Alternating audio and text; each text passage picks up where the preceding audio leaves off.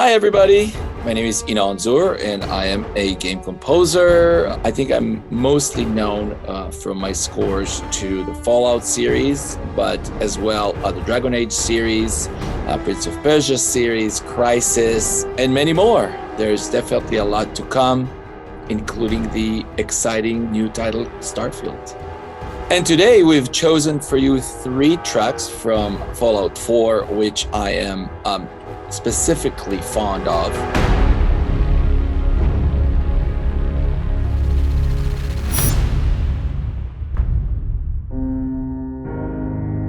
Well, the first thing that comes to mind here is the piano. And the piano is the iconic sound for Fallout 4, no doubt. And that actually brings quite a nice little anecdote with Todd Howard. When I came to Bethesda in 2012, and when I heard the story, I said, well, you know what? It sounds very intimate, sad, family story. And I think it's going to be good if we could feature the piano here. And Todd was immediately says like, sure, let's do it. But here comes the big twist.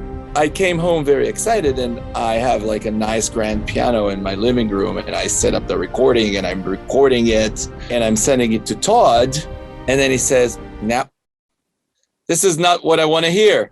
Something is wrong here. Something is missing." And then I realized that, yeah, piano, he wants piano, but he wants a Fallout piano. It is a combination between some synth sounds, real piano sounds, and lots of effects. Everything is twisted. Everything is a bit detuned. And when you put all of this together, then I sent it to Todd, and it didn't really sound like a real piano to me. And he said, yeah, that's what I want. And here we go again, but even if in a more iconic Fallout feel. You could hear the famous piano, but then what you hear underneath is actually a bowed guitar.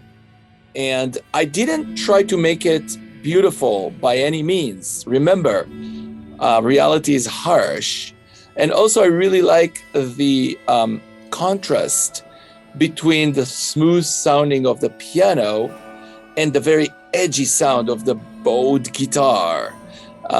This is actually another very iconic Fallout sound. The music takes a breathing, and now comes the string section, who again portray the vastness of the view.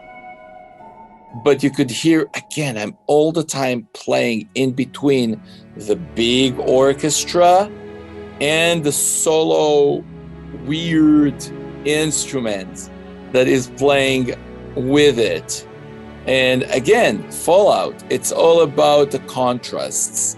You have, on one hand, the vastness of the world, but then also you have sort of like the injured soul of the one person who is looking for resolution, who's looking for a way out, who's looking to survive, basically. These really low chords down there, to me, they represent pure emotion. If before we went for something that is more of a scenery and we could really picture it, here I'm just digging down to the bare bones of the soul of a person.